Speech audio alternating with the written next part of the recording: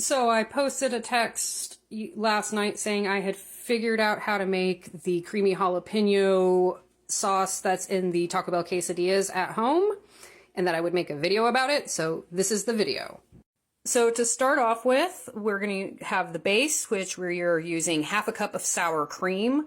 A lot of the fast food places will use mayonnaise and then add a buttermilk powder to it to make it tangy like sour cream.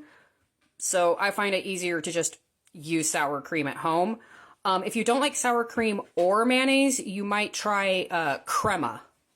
Then we're going to get a tablespoon and a half of the pickling liquid from the pickled jalapenos you're going to need. If you want it to be a little less spicy when you make it, instead of using the pickling liquid from the jalapenos, you can just use regular pickling liquid or pickle juice or whatever it's called. Then add a tablespoon of the pickled jalapenos.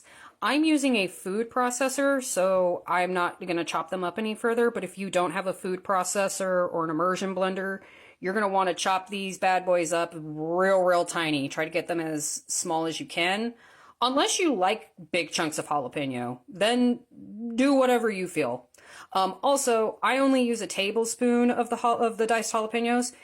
If you want your sauce to be a bit more spicy, you can add more jalapenos or less jalapenos. Then we add a teaspoon of cumin, add a teaspoon of paprika, half a teaspoon of garlic, roughly an eighth teaspoon of salt or MSG, and then about a fourth or less of cayenne pepper. And then mix, or in my case, food process. If you are using like a food processor or a mini food processor thing like I am, you are going to want to occasionally stop and scrape down the walls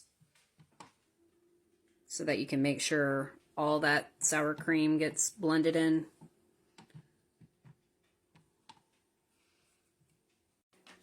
Transfer your sauce into a fridge-safe storage container, and hopefully cleaner than I did. And now you have creamy jalapeno sauce to use at your leisure.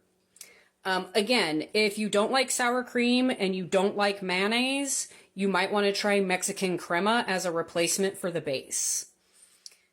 But yeah, that is my personal recipe based off of a couple of copycat recipes that for me personally didn't work, but the minute I altered them, to me, this tastes just like the stuff at the fast food restaurant.